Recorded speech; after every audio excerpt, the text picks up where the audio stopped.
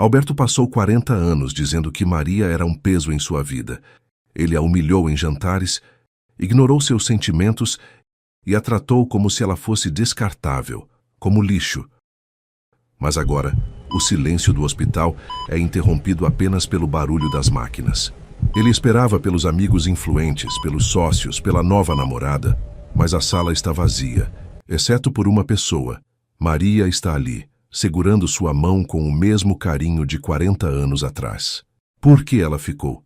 O que aconteceu para ele chegar até aqui? Hoje, o Corações de Amor traz a lição mais dolorosa que um homem pode aprender sobre o valor de uma mulher. Antes de continuar, me conta nos comentários de que cidade você está assistindo. Adoro saber até onde essas histórias chegam. O teto era branco, branco e liso e sem nada. Foi a primeira coisa que Alberto Mendonça enxergou quando os olhos abriram naquela manhã de terça-feira. E por um segundo, ele não soube onde estava, não soube quem era, não soube o que tinha acontecido. Depois veio o cheiro, aquele cheiro forte de álcool e plástico e ar filtrado, que só existe num lugar do mundo. E veio o som. Bip, bip, bip. O monitor cardíaco marcando cada batida do coração, como se precisasse lembrar ao próprio coração que ainda valia a pena bater. Ele tentou mover o braço direito e sentiu o puxão do soro.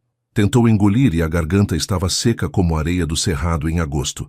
A cabeça pesava, como se alguém tivesse despejado cimento dentro do crânio durante a noite. Aos poucos os pedaços foram voltando. A dor no peito, a madrugada, o chão frio do corredor do apartamento onde tinha caído, o celular que escapou da mão antes que conseguisse terminar de discar. Alberto Mendonça, 68 anos, ex-dono de uma construtora que já havia erguido prédios em 4 estados, estava numa cama de hospital público com um catéter no braço e uma camisola de algodão puído nas costas. E estava sozinho, ou quase. Ele virou a cabeça devagar, o pescoço reclamou, e foi então que a viu. Maria dormia na poltrona de plástico laranja, encostada na parede, a cabeça levemente inclinada para o lado, os cabelos brancos presos num coque simples que ela mesma devia ter feito sem espelho, às pressas no meio da noite. A bolsa marrom de couro surrado estava no colo. Os sapatos de salto baixo, os mesmos de sempre, os que ela usava para ir à missa todo domingo, estavam no chão ao lado da poltrona. E a mão dela, a mão pequena e marcada pelo tempo, estava sobre a grade lateral da cama, os dedos levemente curvados em direção à mão dele, como se até dormindo não quisesse perder o contato. Alberto ficou olhando para aquela mão por um longo tempo. Depois olhou para a porta. Esperou. A porta continuou fechada. Nenhum ruído de passos no corredor que pudesse ser de alguém vindo visitá-lo. Nenhuma voz conhecida do lado de fora. Nenhum buquê de flores chegando na frente de um rosto animado. Apenas o corredor de hospital com sua luz fria de neon e o vai e vem silencioso de enfermeiras que não sabiam o nome dele. Com o braço que tinha o soro, Alberto alcançou o celular na mesinha de cabeceira. A tela acendeu. 43% de bateria. Nenhuma mensagem. Nenhuma chamada perdida. Só a data e a hora. Terça-feira, 8h20 da manhã. Como se o mundo tivesse simplesmente continuado girando enquanto ele quase morria. Ele abriu os contatos. Procurou o nome de Renato Cavalcante, seu sócio por 15 anos, o homem com quem tinha dividido negócios, almoços caros, viagens para Buenos Aires. Discou. O telefone chamou 3 vezes e caiu na caixa postal. Alberto desligou sem deixar recado. Tentou Fábio Drummond, que se dizia seu melhor amigo de clube, que tinha brindado com ele em cada conquista dos últimos 20 anos. Caixa postal. Tentou Gilberto, tentou Marcelo, tentou o número que tinha salvo como Adriana com um coraçãozinho, a mulher 30 anos mais nova que tinha passado os últimos 2 anos do lado dele, que tinha dormido na sua cama, que tinha usado o seu cartão, que tinha sorrido para ele em todas as fotos que ele postava como se fossem uma propaganda de felicidade. Caixa postal, caixa postal. E o telefone da Adriana nem chegou a chamar, foi direto para a gravação da operadora. Alberto abaixou o celular devagar. Olhou de novo para a porta. A porta continuou fechada. E então ouviu o barulho da poltrona de plástico rangendo, e quando virou a cabeça, Maria estava acordada. Ela o olhou com aqueles olhos castanhos que ele tinha aprendido a ignorar ao longo de décadas, e não disse nada por alguns segundos. Só olhou. E naquele olhar não havia triunfo, não havia raiva acumulada, Não havia o prazer de quem esperou a hora certa para dizer, eu te avisei. Havia apenas uma mulher que estava ali porque havia decidido estar. E ponto. Você está acordado, ela disse, com a voz rouca de quem dormiu pouco e mal. Quer água? Alberto não conseguiu responder de imediato. A pergunta era simples demais para o peso que carregava. Quer água? Depois de tudo, quer água? Quero, ele disse, e a própria voz saiu estranha, menor do que ele reconhecia. Maria se levantou, pegou o copo plástico da mesinha, colocou o canudinho dobrado na borda e segurou perto da boca dele com a paciência silenciosa de quem não precisa de reconhecimento para fazer o que é certo. Alberto bebeu. A água estava morna. Foi a coisa mais boa que ele tinha sentido em muito tempo. Os médicos disseram que você vai ficar mais 2 dias, ela falou, voltando para a poltrona. O coração está estabilizado, mas vão fazer mais exames hoje à tarde. Você ficou a noite toda? Fiquei. Na poltrona? Não tinha outro lugar. Ela pegou a bolsa, tirou um rosário de contas azuis e ficou passando os dedos pelas contas em silêncio, os lábios se movendo levemente. Alberto ficou olhando para ela e sentiu alguma coisa dentro do peito que não era dor cardíaca. Era uma dor diferente, mais antiga, mais funda, do tipo que nenhum monitor consegue medir. Ele fechou os olhos. E enquanto o monitor continuava marcando seus batimentos com a paciência indiferente das máquinas, a mente de Alberto Mendonça começou a afundar no passado, como quem escorrega devagar para dentro de uma água escura e não tem mais força para nadar de volta. A casa da Rua das Camélias, no Morumbi, tinha 700 metros quadrados e uma vista para a cidade que valia mais do que a maioria das pessoas ganhava em 10 anos. Alberto havia comprado aquela casa em 1987, quando a construtora Mendonça e Associados tinha acabado de fechar o maior contrato da história da empresa, um conjunto residencial de 200 apartamentos em Campinas que tinha colocado o nome dele em 3 páginas de um caderno de economia. Ele tinha 32 anos, um terno italiano de $2.000 e a certeza absoluta de que o mundo havia sido criado especificamente para ser conquistado por ele. Maria tinha 29. Tinha se casado com ele 4 anos antes, numa cerimônia simples numa igrejinha de Vila Madalena, quando ele ainda era um rapaz com mais ambição do que dinheiro e ela era filha de um contador do interior de Minas Gerais, formada em pedagogia, com um sorriso que iluminava qualquer cômodo em que entrava.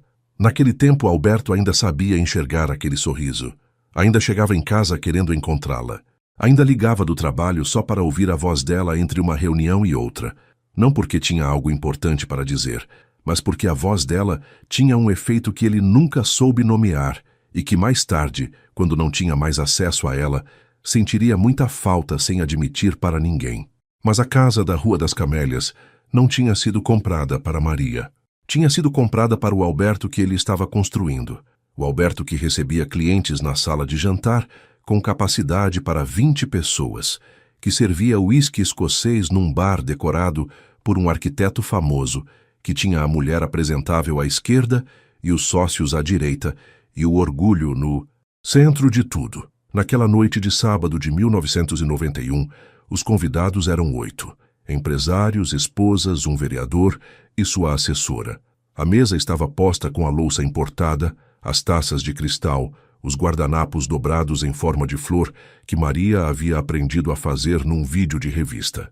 Ela tinha passado o dia inteiro cozinhando. Lombo assado com ervas, farofa de castanha, legumes grelhados na manteiga, pudim de leite condensado feito do zero, do jeito que a mãe dela ensinara numa tarde de sábado em Uberlândia, que Maria guardava como memória boa. Tinha se arrumado com o vestido verde que ele nunca tinha dito que ficava bonito, mas que ela gostava porque a fazia sentir levinha. Tinha preso o cabelo, tinha colocado o colar de pérolas falsas que a mãe tinha dado de presente de casamento, tinha passado batom cor-de-rosa claro olhando para o espelho do banheiro e pensado que talvez aquela noite fosse boa, que talvez Alberto olhasse para ela e se lembrasse de quem ela era. O lombo chegou à mesa 5 minutos mais tarde do que Alberto tinha dito que deveria chegar. 5 minutos. Enquanto os convidados ainda conversavam e nem tinham percebido nada, ele se inclinou para ela e disse em voz baixa, mas perfeitamente audível para os dois que estavam sentados mais perto: Você não consegue nem organizar um jantar direito. É muita incompetência para uma coisa só. Maria não respondeu. Sorriu levemente para os convidados que tinham ouvido, serviu o lombo com as mãos que não tremeram, voltou para a cozinha buscar o molho e ficou lá dentro por 3 minutos com a mão na boca e os olhos fechados, respirando fundo até que a vontade de chorar passasse. Depois voltou com o molho e o sorriso recomposto. E ninguém perguntou se estava tudo bem porque ninguém queria saber. Mais tarde, quando os convidados foram embora e Alberto estava afrouxando a gravata na sala, ela veio com uma xícara de chá que ele não tinha pedido e disse: Alberto, eu preciso que você não faça isso na frente das pessoas. Ele nem virou a cabeça. Fazer o quê? Me humilhar assim. Ele deu uma risada curta do tipo que não tem nada de alegria dentro. Humilhar. Que drama. Eu só disse a verdade. Na frente de todo mundo. Se você tivesse feito direito, eu não precisaria dizer nada. Ela ficou parada por um momento com a xícara na mão e então disse numa voz muito quieta, quase para si mesma: um dia você vai entender o que está jogando fora. Alberto pegou o controle remoto e ligou o televisor. A conversa havia acabado. Ela foi lavar a louça sozinha. Eram 11h30 da noite. Ele adormeceu no sofá com o noticiário ligado. E quando acordou de madrugada para ir para a cama, a cozinha estava impecável e Maria já estava dormindo, na beirinha do colchão, virada para a parede, do jeito de quem aprendeu a ocupar pouco espaço. Os anos que se seguiram foram os anos do crescimento. A construtora dobrou de tamanho, depois dobrou de novo. Alberto abriu um escritório no Rio, fechou parceria com uma incorporadora de Brasília, ganhou um prêmio de empresário do ano numa revista de negócios que ele mandou emoldurar e colocou na parede atrás da mesa principal do escritório. O nome Mendonça virou marca, virou referência, virou o tipo de nome que as pessoas mencionavam em almoços de negócio com aquele tom de respeito que era meio admiração e meio inveja. E com o crescimento veio o círculo. O círculo de pessoas que gravitavam em torno do dinheiro de Alberto como planetas em torno de um sol, não porque gostavam da luz, mas porque precisavam do calor. Renato Cavalcante, que tinha uma empresa de engenharia e precisava dos contratos da Mendonça para sobreviver. Fábio Drummond, que era corretor de imóveis e tinha Alberto como seu maior cliente. Gilberto Macedo, que era advogado e cobrava honorários que só Alberto pagava sem pechinchar. Havia uma dúzia de outros, todos com seus próprios interesses e seus próprios sorrisos calibrados, e todos que Alberto chamava de amigos com a convicção de quem nunca parou para verificar se o sentimento era recíproco. Nas festas que ele promovia, e ele promovia muitas, cada aniversário da empresa era um evento, cada fechamento de contrato era um jantar, cada viagem de negócios virava uma comemoração. Havia sempre música ao vivo, bebida boa, pessoas animadas circulando entre os homens de terno. E havia Maria. Sempre Maria, parada num canto com uma taça de suco porque não bebia álcool, conversando com as esposas dos outros com aquela atenção genuína que ela tinha para as pessoas. Lembrava o nome dos filhos, perguntava das cirurgias, dos aniversários, das mudanças de emprego. As mulheres dos sócios gostavam de Maria. Algumas a admiravam. Nenhuma delas disse isso para Alberto porque Alberto não era o tipo de homem que convidava esse tipo de comentário. Numa noite de festa de fim de ano de 1998, num clube elegante do Morumbi com árvore de Natal de 2 metros e trio elétrico tocando música ao vivo, Maria chegou até Alberto enquanto ele conversava com 3 sócios e disse, com a voz baixa e discreta de sempre, que estava com dor de cabeça forte e precisava ir para casa. Alberto não desviou o olhar dos sócios, não pausou a conversa. Só disse, levantando levemente a mão como quem dispensa alguém, pega um táxi. Houve um silêncio de 2 segundos que pesou mais do que qualquer palavra. Os 3 sócios olharam para Maria. Ela disse está bem, e foi buscar a bolsa e o casaco, e saiu sozinha pelo estacionamento do clube no frio seco de julho de São Paulo, às 11 da noite, esperando o táxi na calçada com a bolsa no colo e os olhos olhando para a rua com a expressão quieta de quem já aprendeu que certos tipos de dor não merecem plateia. Quando Alberto chegou em casa às 2 da manhã, ela estava dormindo. Ele não ligou a luz do quarto para não acordá-la. Era o gesto mais delicado que havia praticado naquele dia inteiro, e ele não sabia disso. Em 2003, numa discussão sobre dinheiro, Ela havia sugerido com cuidado e com números que ele mesmo poderia conferir que seria prudente guardar uma reserva maior, não depender tanto de um único grande contrato que estava sendo negociado e que parecia arriscado. Ele disse a frase que ficou. A frase que Maria repetiria mentalmente muitas vezes nos anos seguintes, não com raiva, mas como um termômetro, como a régua que media a distância entre o homem que ele era e o homem que ela havia imaginado que poderia vir a ser. Você não entende de negócios, Maria. Você não entende de nada que realmente importa. Cuida do que é seu, a cozinha, a casa, e me deixa cuidar do que é meu. Você não está à minha altura para falar sobre essas coisas. Ela não respondeu nada naquele dia. Foi regar as plantas da varanda, que eram muitas, begônias, samambaias, uma roseira vermelha que ela cuidava desde que tinham se mudado, e ficou lá por meia hora com a mangueirinha na mão, molhando cada vaso devagar, como se as plantas fossem as únicas criaturas da casa que de fato precisavam dela e reconheciam isso sem precisar ser lembradas. O Alberto dos anos de ouro não era apenas rico. Era o tipo de homem que preenchia um cômodo antes de entrar nele. A voz grossa chegava primeiro, depois o riso fácil, depois o aperto de mão que durava um segundo a mais do que o necessário para estabelecer quem mandava. Ele gostava dessa versão de si mesmo. Cultivava essa versão nos pequenos detalhes. O relógio suíço no pulso, a caneta de resina no bolso do paletó, a mesa reservada no restaurante japonês dos Jardins, onde o maître o chamava pelo nome e trazia o cardápio fechado, porque ele já sabia o que queria. E havia os discursos. Alberto adorava um discurso. Em cada jantar de celebração da empresa, em cada confraternização de fim de ano, ele pegava o microfone e falava por 10, 15 minutos, com a desenvoltura de quem confunde a própria voz com sabedoria. Falava sobre visão, sobre coragem empresarial, sobre o Brasil que estava chegando. Os funcionários batiam palma porque eram funcionários.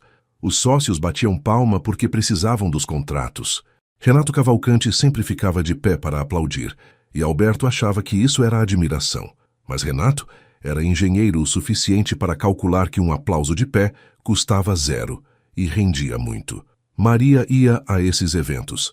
Ficava numa das mesas do fundo com uma expressão cortês. Aplaudia na hora certa. Respondia quando alguém a cumprimentava. Mas havia uma noite. Alberto não lembrava o ano. Lembrava apenas que era verão porque o ar-condicionado do salão estava falhando e as mulheres abanavam o rosto com os cardápios, em que ele terminou o discurso e varreu o salão com os olhos em busca de reconhecimento e encontrou o rosto de Maria. Ela não estava batendo palma. Estava olhando para ele com uma expressão que ele não soube interpretar naquela hora e que anos mais tarde, deitado num quarto de hospital, conseguiria finalmente nomear. Era tristeza, não raiva, não julgamento. Tristeza pura, do tipo que brota quando a gente vê alguém que amou se perder dentro de uma versão falsa de si mesmo e não consegue fazer nada a respeito. Alberto olhou para ela por 2 segundos e desviou o olhar para Renato, que estava de pé, aplaudindo com entusiasmo, e não pensou mais no assunto. Nessa mesma época, Maria havia tentado, com toda a delicadeza que tinha, falar sobre saúde. Não uma vez, várias. Sobre a pressão alta que o médico havia mencionado e ele havia ignorado. Sobre o cigarro que ele havia abandonado, mas havia retomado nas situações de estresse. Sobre o peso que havia aumentado 3 quilos todo ano por 10 anos consecutivos e que ele chamava de consequência do sucesso. Sobre o sono que estava cada vez mais fragmentado, sobre as dores de cabeça que vinham e iam, sobre o jeito que ele tomava o 3º uísque da noite como se fosse água.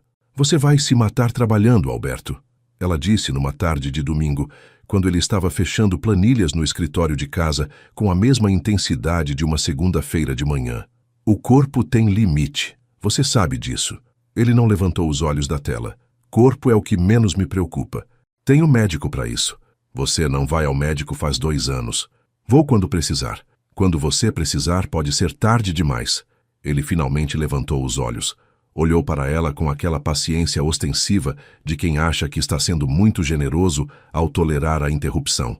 Maria, eu construí uma empresa do zero. Sei administrar o que é meu, tá bom?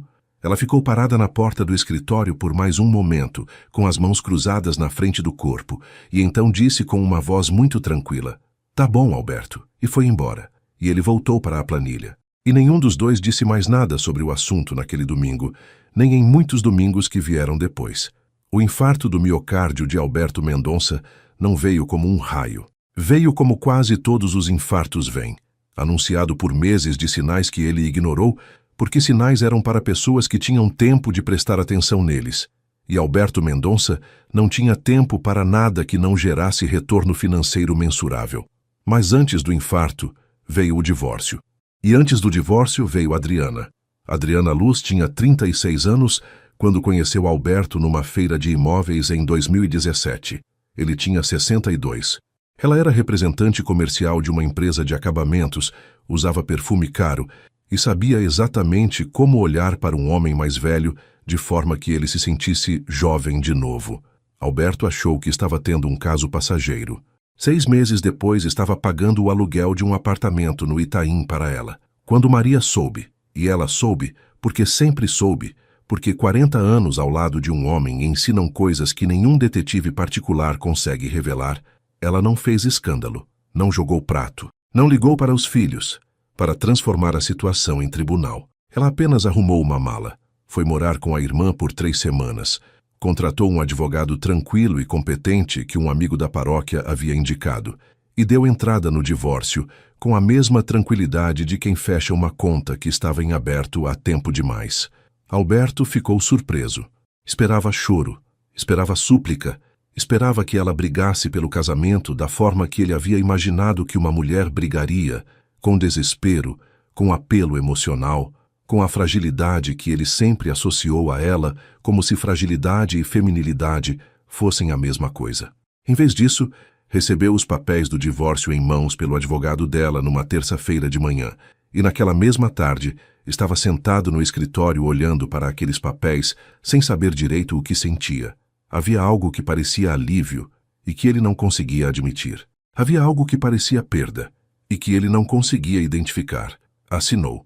2 meses depois, Adriana se mudou para o apartamento da Rua das Camélias com 3 malas, um cachorrinho pequeno e uma lista de reformas que ela queria fazer na casa. Alberto disse que sim para tudo. Maria foi morar num apartamento de 2 quartos em Pinheiros.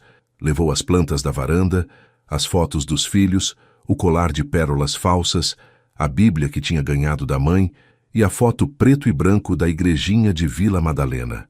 Não levou ressentimento, ou pelo menos não deixou que ninguém visse se levou. Os filhos, Paulo, de 40 anos, que morava em Porto Alegre com a esposa e os 2 filhos, e Cláudia, de 37, que vivia em Lisboa desde 2015, ficaram do lado da mãe com a naturalidade de quem sempre soube, mesmo sem nunca ter falado em voz alta, qual dos 2 pais havia de fato estado presente quando importava.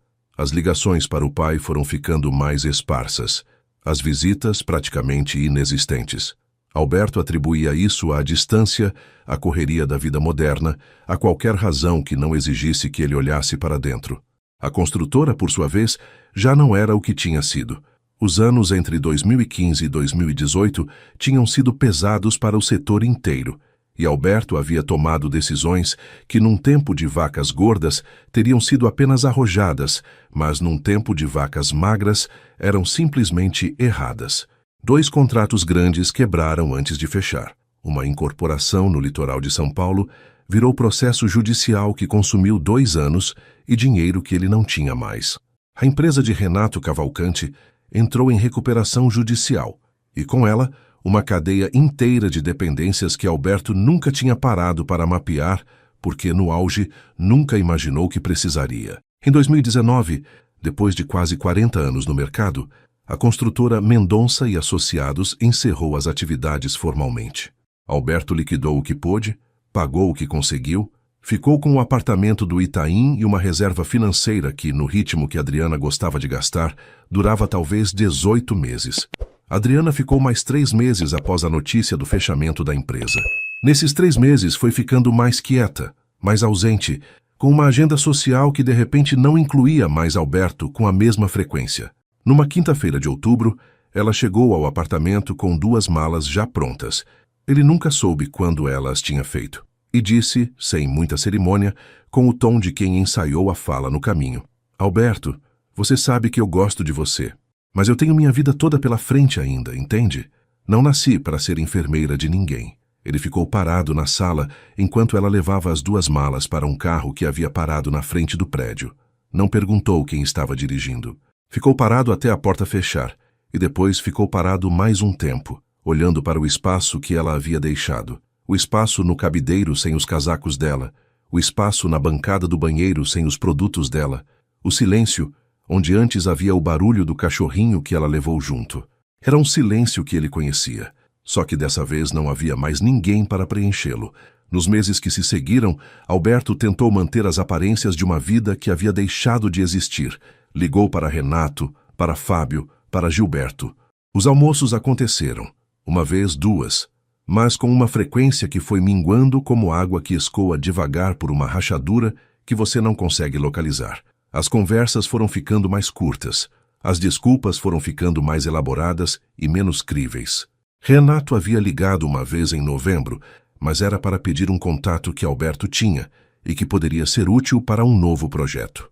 Alberto deu o contato e ficou esperando a ligação de retorno que nunca veio. Fábio enviou uma mensagem de Natal pelo WhatsApp, uma daquelas mensagens de imagem com velas e estrelas que são enviadas para uma lista inteira sem que ninguém precise pensar em ninguém especificamente. Gilberto sumiu completamente depois de uma reunião em que Alberto havia pedido um conselho jurídico sobre como renegociar uma dívida e Gilberto havia dito que não era mais sua área de atuação, o que era mentira educada para dizer que não queria se envolver. Num domingo de março, Alberto ligou para Fábio para sugerir um almoço na segunda. Fábio disse que estava viajando, sem detalhes. Às 3 da tarde daquele mesmo domingo, Alberto viu uma foto no Instagram de Fábio, numa churrascaria de Moema, sorrindo entre 2 homens que Alberto não reconhecia, com uma caipirinha na mão e a expressão de quem estava tendo um domingo muito bom. Alberto ficou olhando para aquela foto. Ela ficou na tela até o celular escurecer sozinho. Ele não deu like, não comentou. Fechou o aplicativo e ficou sentado no sofá do apartamento do Itaim por um longo tempo, num silêncio que não era de paz, mas de inventário. O tipo de silêncio em que a gente começa a contar o que tem e vai percebendo, item por item, que a lista é muito mais curta do que imaginava. A dor no peito começou a aparecer em abril. Uma pressão leve, quase imperceptível, que ele atribuiu ao estresse porque atribuir ao estresse era mais fácil do que marcar uma consulta e ouvir o que não queria ouvir. Em maio, a pressão ficou mais frequente. Aparecia quando ele subia a escada, quando caminhava rápido, quando o coração acelerava por qualquer razão. Em junho, acordou 3 vezes numa mesma semana com a sensação de um peso no lado esquerdo do peito, um peso que vinha e ia, mas que deixava um rastro de desconforto que durava horas. Não foi ao médico. Era mais fácil não ir. Na madrugada de uma segunda-feira de julho, Alberto acordou com uma dor que não era mais pressão. Era um aperto brutal, um peso no centro do peito que irradiava para o braço esquerdo e subia pelo pescoço até a mandíbula. Ele conseguiu sair da cama, chegou até o corredor, caiu de joelhos no chão de mármore frio. O celular estava na mesinha de cabeceira, arrastou até o quarto, alcançou o aparelho, tentou discar o SAMU e a mão não obedeceu direito na primeira tentativa. Na segunda, acertou. O atendente ficou na linha enquanto dava as instruções. Alberto ficou deitado no chão do corredor, olhando para o teto do apartamento com os olhos que vinham e iam, e pensou, no meio da dor, naquela orla de consciência que se estreitava, que aquele teto era muito branco e muito liso e muito sem nada. Igual ao teto que viu ao abrir os olhos no hospital, como se o teto tivesse sido o primeiro e o último sinal de uma mesma coisa que ele nunca havia parado para ler. A ambulância levou 11 minutos. No pronto-socorro, a enfermeira de plantão precisava de um contato de familiar. Alberto deu o número que deu. Não por cálculo, não por arrependimento estratégico.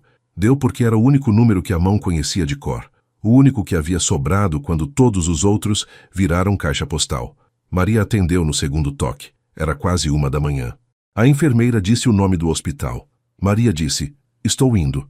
E foi sem pausar para pensar se deveria, sem calcular o que merecia ou não merecia. Foi porque a vida é sagrada, porque uma promessa é uma promessa, e porque havia algo nela, naquele lugar fundo onde o caráter mora, que o abandono e a humilhação de décadas não haviam conseguido destruir. Chegou ao hospital às 2 menos 10.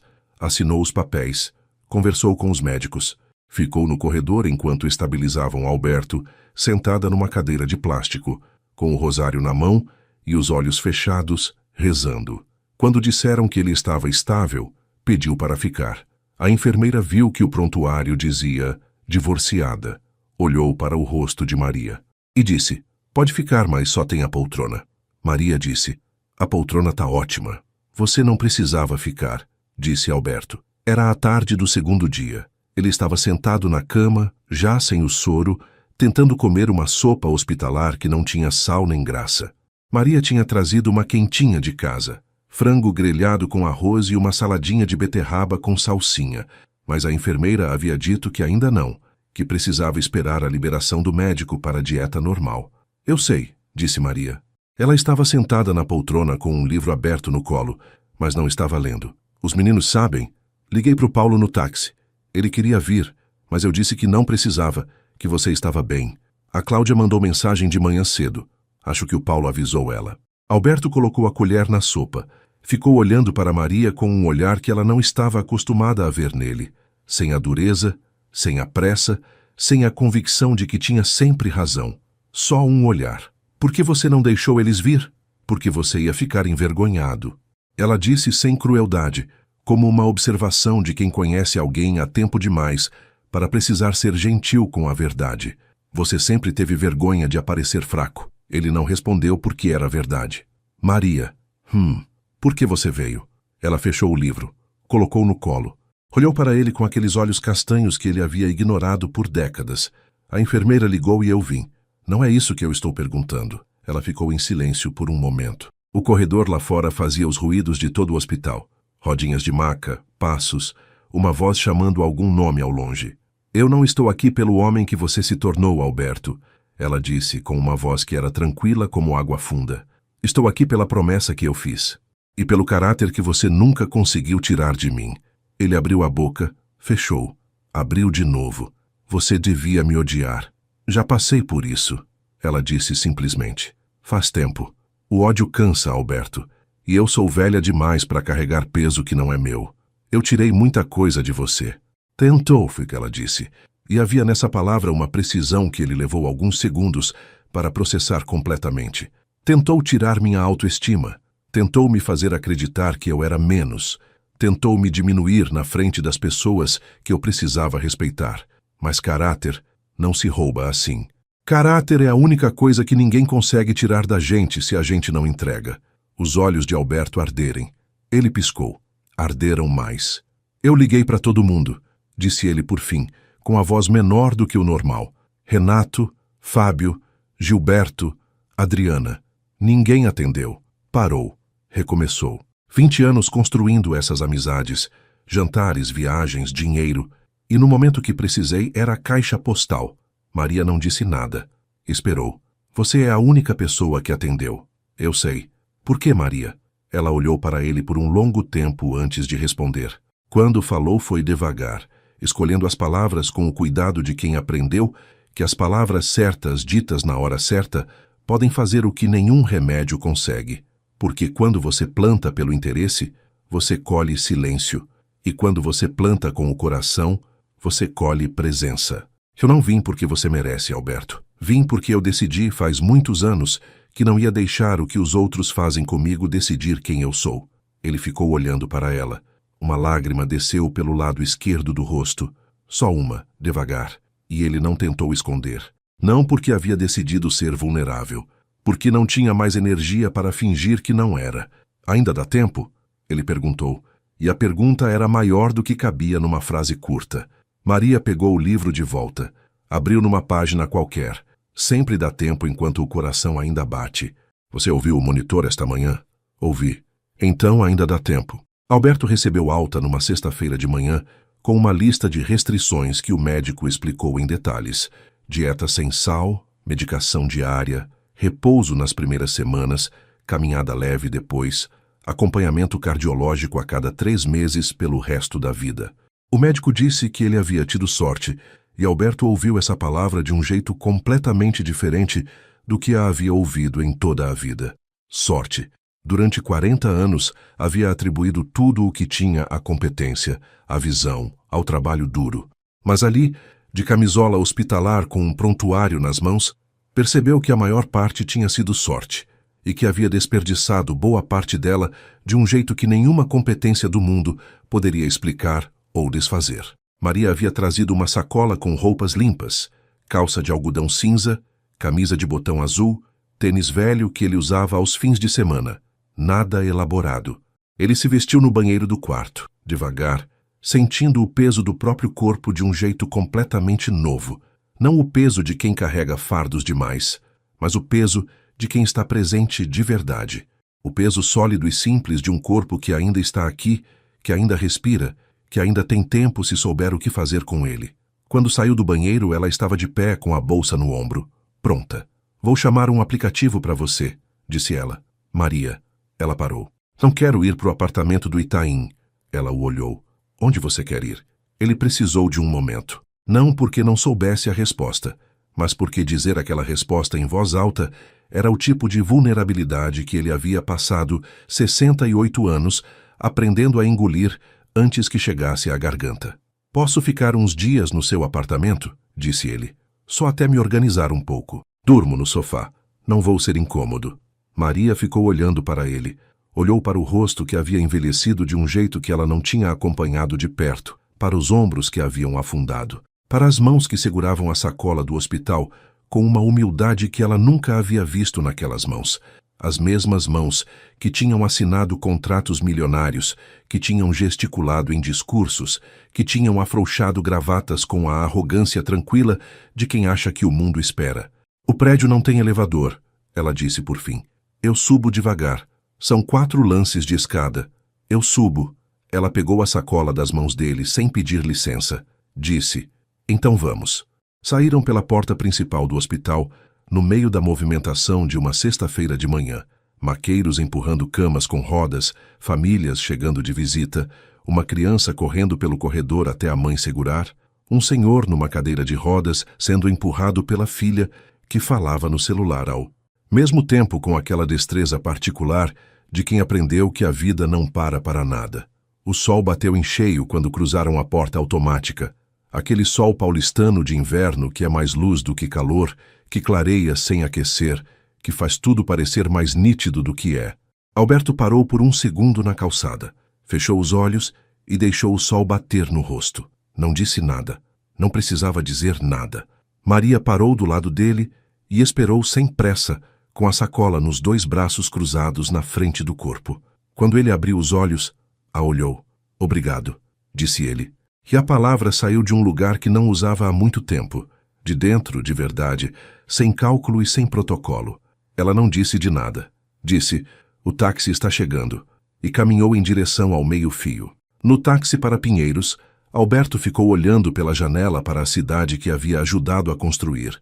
Os prédios, as avenidas, o trânsito que nunca para, os ambulantes nos sinais com água de coco e amendoim e chaveiros de time, um mendigo dormindo na marquise de uma loja fechada com um cobertor, fino demais para o frio. São Paulo continuava igual, enorme, indiferente na superfície, fervilhante por dentro. Ele havia passado décadas tentando ser maior do que ela. Agora olhava e só conseguia pensar em como era pequeno e em como havia algo libertador, algo que doía, mas também abria espaço no peito, nessa pequenez. Do lado dele, Maria respondia uma mensagem, provavelmente do Paulo. Ele observou o perfil dela sem que ela percebesse. O coque branco levemente desmanchado da noite na poltrona, a linha suave do nariz que ele havia deixado de olhar em algum momento que não conseguia precisar, os óculos de grau novos de armação vinho que ele estava vendo pela primeira vez. Havia coisas nela que ele não conhecia mais. Havia tempo que havia passado sem que ele tivesse prestado atenção. Ela levantou os olhos do celular e percebeu que ele estava olhando. O que foi? Nada, disse ele, só olhando. Ela franziu levemente o senho, desconfiada do jeito que se desconfia de algo novo que ainda não tem categoria, e voltou para o celular. Mas havia um canto da boca que levantou 1 milímetro, apenas 1 milímetro, talvez menos, e Alberto viu e guardou. O apartamento de Pinheiros tinha 2 quartos, sala pequena com janela para a rua, cozinha integrada e uma varanda estreita que mal cabia 2 cadeiras de plástico brancas. As plantas estavam todas lá, as begônias roxas, as samambaias penduradas num gancho de teto, a roseira vermelha num vaso de barro que ela havia carregado desde a casa do Morumbi, teimosa, que não havia morrido apesar das mudanças e dos invernos e da falta de sol direto. As 3 rosas que estavam abertas naquela manhã eram de um vermelho intenso, que parecia impossível para uma planta que havia sobrevivido a tudo aquilo. Na parede acima da televisão havia uma moldura com 3 fotos em tamanhos diferentes. Paulo com a família numa praia do Nordeste, Cláudia em frente à Torre de Belém em Lisboa, sorrindo com os olhos fechados contra o sol, e uma foto antiga, muito antiga, revelada em preto e branco que o tempo havia amarelado nas bordas, de 2 jovens numa escadaria de uma igrejinha de bairro, ela de vestido claro, ele de terno escuro, os 2 inclinados levemente um para o outro. Alberto ficou olhando para essa foto por tanto tempo, parado no meio da sala que Maria, que estava colocando a sacola no quarto, voltou à sala e perguntou o que tinha acontecido. A gente, ele disse. Ela chegou do lado e olhou junto. O casal jovem da foto olhava para alguém fora do quadro, com aquele sorriso aberto que só aparece quando a pessoa não está pensando em sorrir. Alberto, olhando agora com os olhos de quem perdeu muito e não tem mais razão para mentir para si mesmo, achava que era amor. Achava que naquele dia, naquela escadaria, nos primeiros anos havia sido amor de verdade, e que ele havia tratado esse amor como se fosse um item no inventário da empresa, algo que estava lá e ficaria lá independente de quanto ele descuidasse. Você ainda guarda, ele disse. Eu guardo as coisas que importam. Ela disse simplesmente, sem drama, sem acusação. A frase era uma declaração, não uma provocação. Ela foi para a cozinha. O som da faca na tábua de madeira, o alho amassado no azeite quente, a água esquentando na chaleira, tudo aquilo encheu o apartamento pequeno de uma presença que Alberto reconheceu sem conseguir nomear imediatamente. Era o som de uma vida real.